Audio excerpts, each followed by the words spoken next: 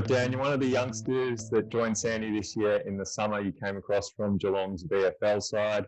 How was your first pre-season at Sandy? Yeah, it was a smooth transition straight into it. I thought all the boys were very welcoming and just like your local club, they all get around you and you feel like one of them straight away. So that was probably the biggest thing that I noticed. And as one of the younger guys, do you get nervous at all around the club, or are you pretty confident in your ability? Seeing as I went to Geelong, I've been to a few different clubs, so it's kind of easy to start to get along with people, and you find out different ways and techniques of technique sounds a bit technical, but ways to kind of interact with people, and then you find out who you're close with, and but it was easy at Sandy. Everyone was kind of same group as me, so and there's lots of younger guys there I could relate with too.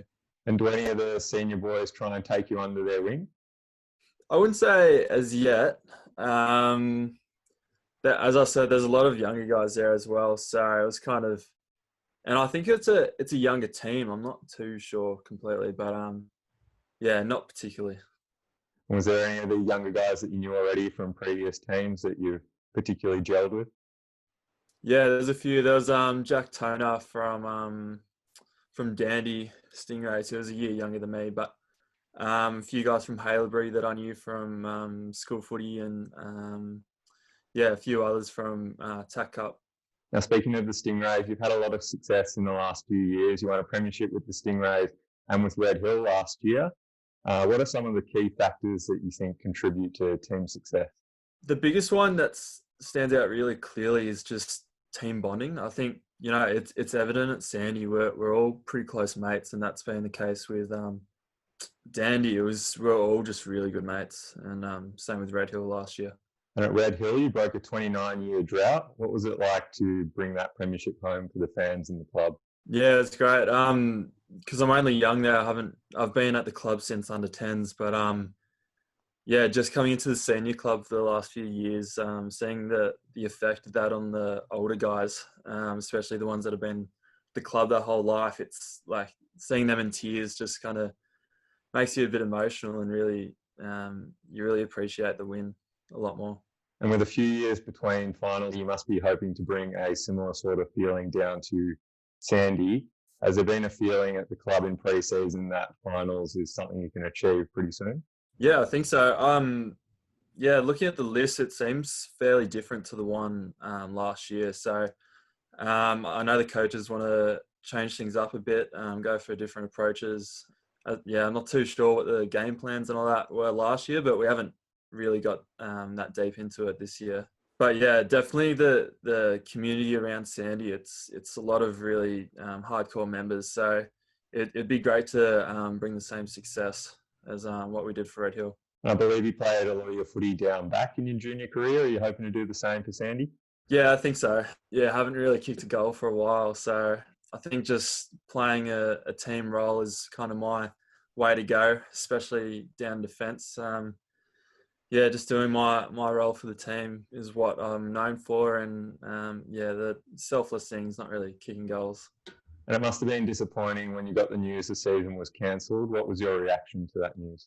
Yeah, obviously, same as everyone, I was pretty disappointed. But then again, it kind of crept up on us. So it wasn't a huge shock. It was more, the realisation and just coming to terms with that. It's just a year of no football. And obviously, no one loves pre-season as much as the actual season. So knowing that we've got pretty much 2 pre-seasons in a row, it's kind of a bit hard to take in. And do you keep in contact with the coaches and the other boys, or do you sort of stay away from it a little bit when you're not playing?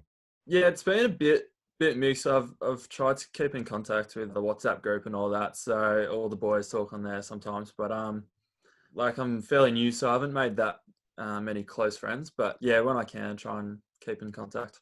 And as a youngster, it must be hard sometimes trying to keep fit. What are you doing off the field to try and stay fit?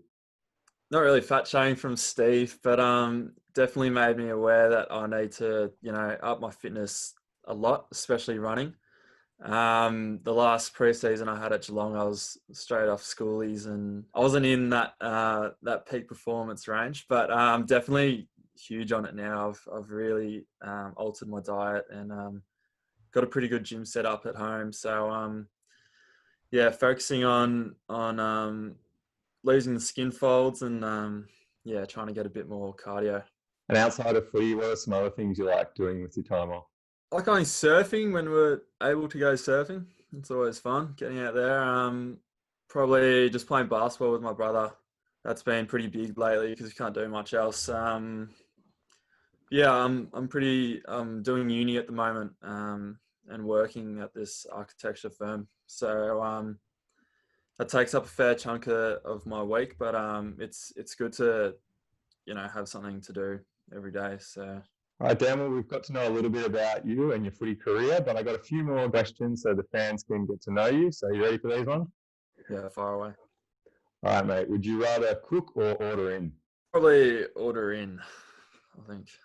Have you got a go-to meal that you order in? Lately, it's been the local burrito place. Healthy, of course, low carbs. Of course, of course. If you could invite any famous person to dinner, who would you invite? That'd probably be Matthew McConaughey. I think he'd just tell some cool stories. You got a favourite movie of his? Probably Dazed and Confused, probably my favourite movie, but he's got plenty of good ones. It's a great movie, good taste. Much before your time as well, very good. Yeah, thank you. What is one of your pet peeves? I've got a few.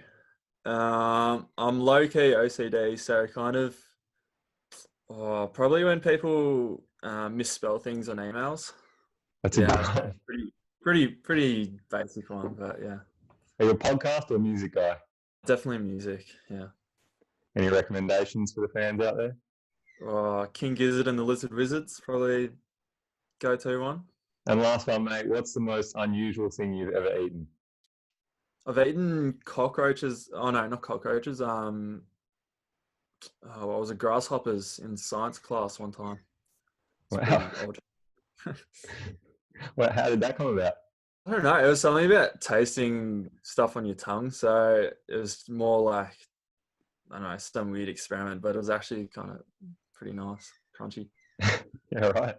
All right, Dan, well, you've answered all the tough questions. Thanks for joining us today. Do you want to give a quick shout out to the Sandy fans out there? Yeah, thanks everyone for tuning in if you are, and I hope you look forward to a big season next year.